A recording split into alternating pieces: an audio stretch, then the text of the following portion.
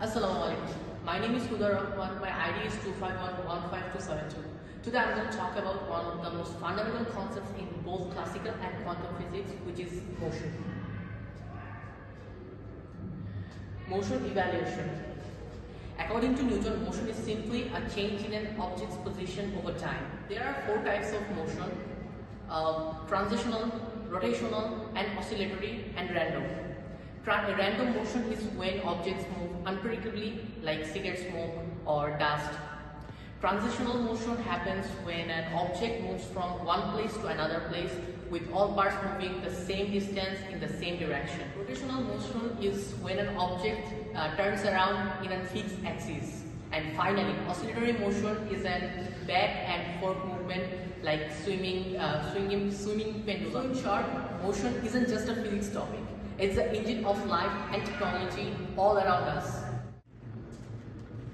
Hello everyone, this is Daffodil, ID 2511579. Today I will explain the derivation of trajectory equations in simple terms. First, what is a trajectory? A trajectory is the curved path that an object follows when it moves through the air after being launched, thrown or projected. For example, when you throw a ball, it doesn't go in a straight line, it follows a curved path. That curved path is called trajectory. Let's talk about trajectory and projectile motion. Projectile motion happens when an object moves two dimensions under the influence of gravity only. It has two parts: horizontal motion, which stays constant, and vertical motion, which changes due to gravity. Together, they create the curved path.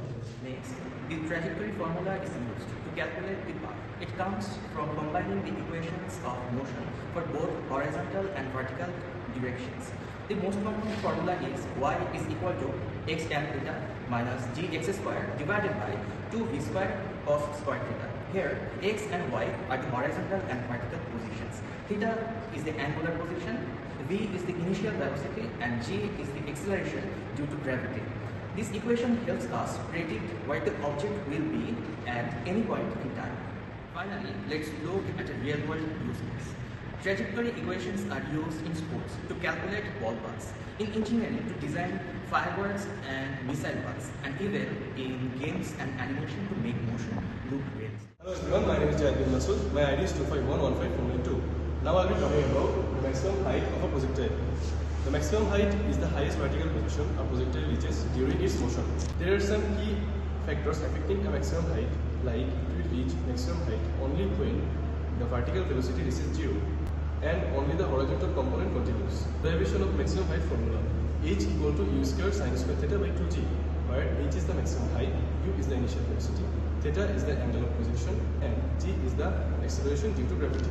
Let's describe some real life examples. When a cricketer or a basketball player hits a ball or throws a ball, knowing the projectile helps them to understand if it will go over the defender or reaches the basket. In missile launching or artillery firing, knowing the maximum height helps determine how far it will travel and how to avoid obstacles like mountains. That's how knowing maximum heights helps us in real life. Hello, my name is Nopal. My ID is 2511570. Now I will be talking about Galileo's range of projectile. The range of projectile means how far something goes when you throw or launch it, the distance it travels along the ground before landing. For example, when you throw a ball, the range is how far it goes before it hits the ground. There are things that affects how far it goes. First is the speed. If you throw it faster, it will go further. Second is the angle. If you throw it high or low, it won't go very far. They are also air resistant, which slows things down. Throwing from a higher place make it go faster. There is a simple formula to find the range: r is equal to v square sin 2 theta by g. Here v is speed, theta is angle, and g is gravity, which is about 9.8 meter per second square. To make the object go the farthest, you should launch it at 45-degree angle. It gives the best balance between going up and going forward. So that is what the range is all about. Projectile motion is thrown at a fixed angle with a uniform velocity. What differentiates projectile motion from another motion is the uniform velocity and the fixed angle. I am Aditya Karmakar, ID 251-15859, and my topic is role of angular and inertial velocity. Both angular and inertial velocity acts as a primary parameter to calculate the core components of a projectile motion. The uniform velocity acts as a starting force in a projectile motion, and the angle is the main key point of a projectile motion, which is also the unique aspect of it.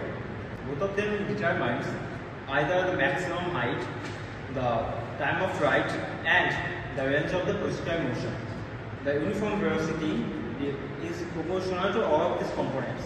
Also determines these topics. If the angle is 90 degrees, then the body will go to the highest position possible, and the range will be 0. But if the body is thrown at a 45 degree, then the range will be maximum. This way, the range, the height differs depending on the velocity and the body.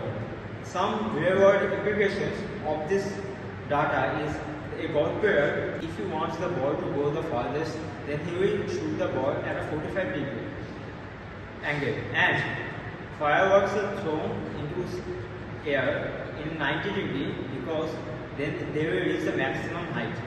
This way, the velocity and angle determines either the projectile motion will go the farthest or it will go to the highest point.